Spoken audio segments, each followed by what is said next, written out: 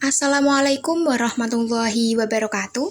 Sebelumnya terima kasih kepada Bapak Awaludin Zaki MAK selaku dosen pengampu mata kuliah Akuntansi Manajemen Lanjutan dan rekan-rekan semuanya.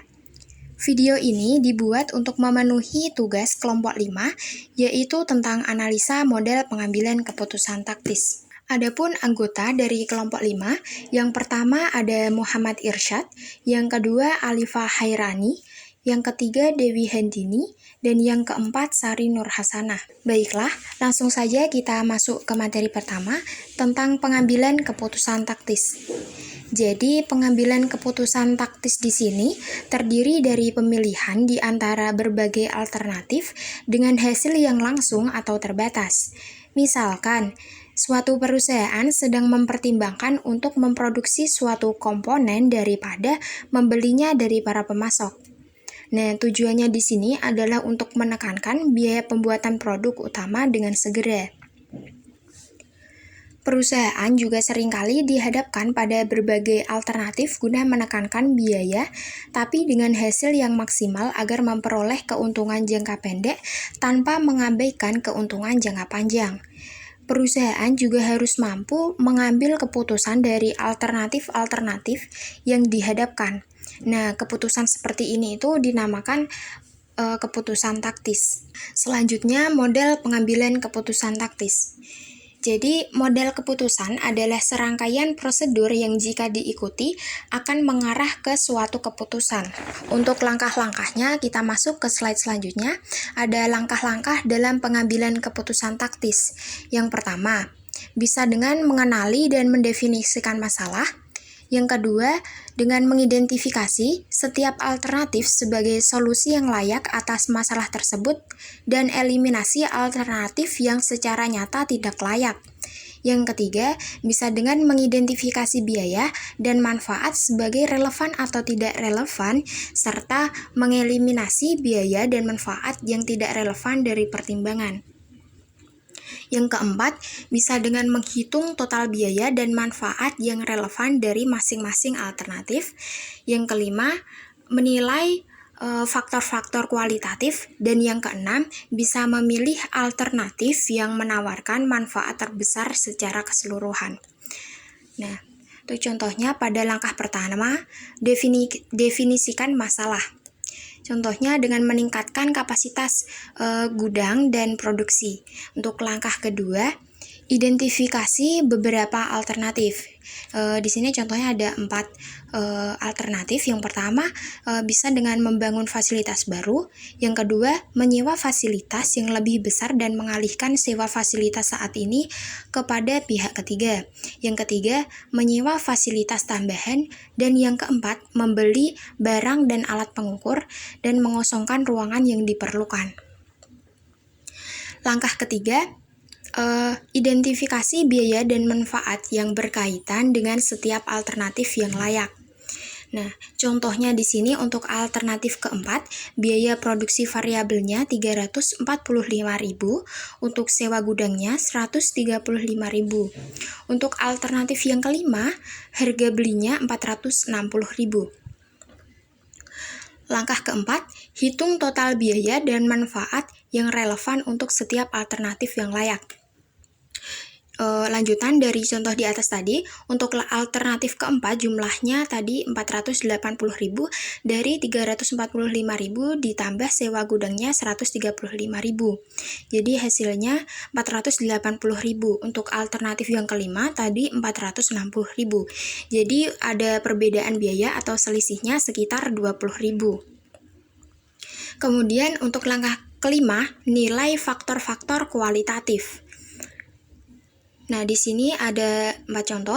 Yang pertama bisa dengan kualitas pemasok eksternal, yang kedua keandalan pemasok eksternal, ketiga stabilitas harga, dan yang keempat hubungan ketenaga kerjaan dan citra masyarakat.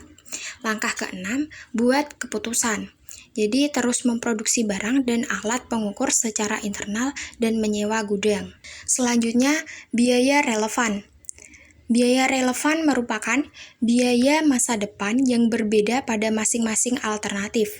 Semua keputusan berhubungan dengan masa depan. Karena itu, hanya biaya masa depan yang dapat menjadi relevan dengan keputusan. Misal, biaya tenaga kerja langsung merupakan biaya relevan karena dalam memproduksi suatu barang menggunakan tenaga kerja langsung yang harus dibayar. Dan jika kita tidak memproduksi suatu barang, maka biaya tersebut tidak akan muncul.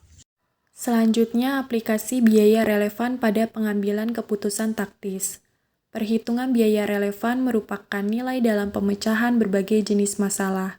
Secara tradisional, aplikasi untuk biaya relevan pada pengambilan keputusan taktis mencakup keputusan untuk yang pertama, membuat atau membeli komponen. Kedua, meneruskan atau menghentikan segmen atau lini produk.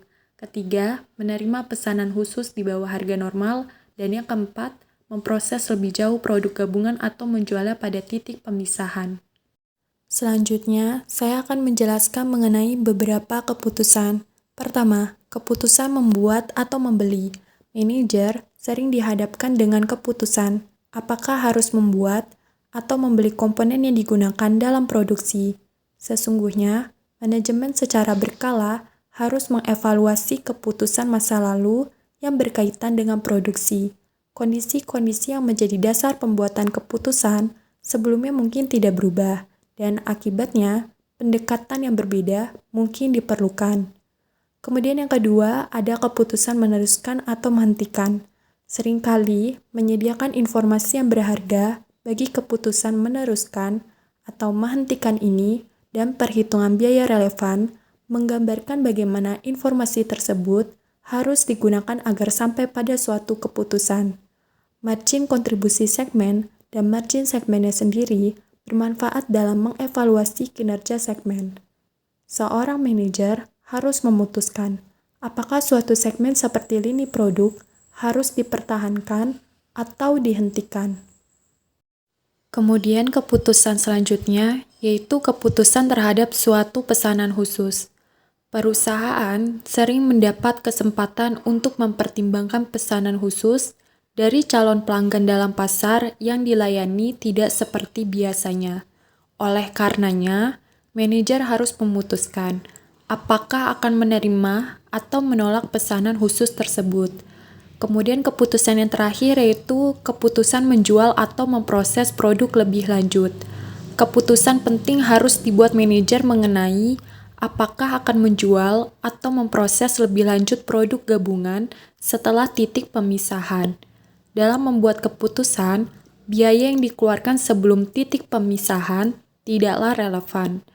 Biaya yang relevan adalah pendapatan yang akan diterima dan biaya yang harus dikeluarkan jika produk diproses lebih lanjut. Selanjutnya, ilustrasi biaya masa lalu yang tidak relevan. Titwell menggunakan mesin untuk memproduksi batang dan alat pengukur. Mesin-mesin tersebut dibeli 5 tahun yang lalu dan telah disusutkan dengan tarif $125.000 per tahun. Apakah angka tersebut merupakan biaya relevan? Penyusutan adalah biaya tertanam, yaitu biaya yang tidak dapat dipengaruhi oleh tindakan apapun di masa depan. Biaya tertanam adalah biaya masa lalu. Biaya-biaya tersebut akan selalu sama pada setiap alternatif, sehingga tidak relevan. Selanjutnya, ilustrasi biaya masa depan yang tidak relevan. Misalnya, biaya menyewa pabrik sebesar $340.000 dialokasikan ke departemen produksi yang berbeda, termasuk departemen yang memproduksi batang dan alat pengukur yang menerima $12.000 dari biaya tersebut.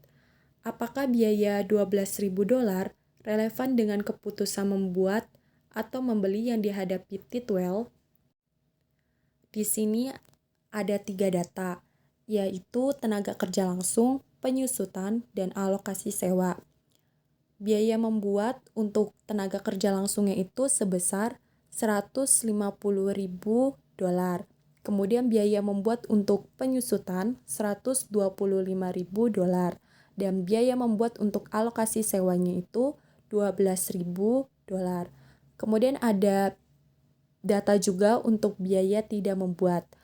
Untuk biaya tidak membuat, data tenaga kerja langsungnya itu tidak ada nominalnya.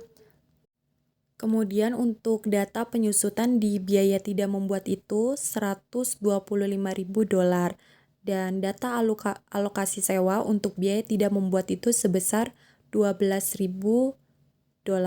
Kemudian ada perbedaan biaya antara biaya membuat dengan biaya tidak membuat. Perbedaan biaya di tenaga kerja langsungnya itu untuk biaya membuat dan biaya tidak membuat itu perbedaan biayanya sebesar $150.000. Kemudian perbedaan biaya penyusutan dan alokasi sewa di biaya membuat dan biaya tidak membuat itu tidak ada perbedaan biaya karena masing-masing nominalnya sama. Apabila manfaat masa depan berbeda di antara alternatif, maka manfaat tersebut relevan dan harus disertakan dalam analisis. Contoh aplikasi biaya relevan. Salah satu contohnya adalah keputusan untuk membuat atau membeli. Keputusan untuk membuat atau membeli didasarkan 3. Yang pertama kategori sumber daya, kedua hubungan permintaan dan penawaran, 3 relevansi. Kategori sumber daya yang pertama yaitu sumber daya fleksibel. Penawaran sama dengan permintaan. Jika permintaan berubah, maka itu relevan. Dan jika permintaan tetap, maka tidak relevan. Kemudian kategori sumber daya yang kedua yaitu diperoleh di muka berdasarkan jangka pendek. Hubungan permintaan dan penawaran dari diperoleh di muka jangka pendek ini, jika kenaikan permintaannya kurang dari kapasitas tidak terpakai, maka tidak relevan. Jika kenaikan permintaannya lebih dari kapasitas tidak terpakai, maka relevan. Kenaikan permintaan atau permanen ini menyebabkan yang pertama, kapasitas aktivitas berkurang, maka itu relevan. Dan yang kedua, kapasitas aktivitas tidak berubah, maka tidak relevan. Kemudian kategori sumber daya yang ketiga yaitu diperoleh di muka berdasarkan kapasitas untuk beberapa periode. Hubungannya antara permintaan dan penawaran, jika kenaikan permintaannya kurang dari kapasitas tidak terpakai, maka tidak relevan. Jika kenaikan permintaannya permanen, maka tidak relevan juga. Dan jika kenaikan permintaannya lebih dari kapasitas tidak terpakai, maka relevansi itu keputusan modal. Sekian pemaparan materi dari kelompok kami, kurang lebihnya kami mohon maaf. Wabillahi taufiq wal hidayah. Assalamualaikum warahmatullahi wabarakatuh.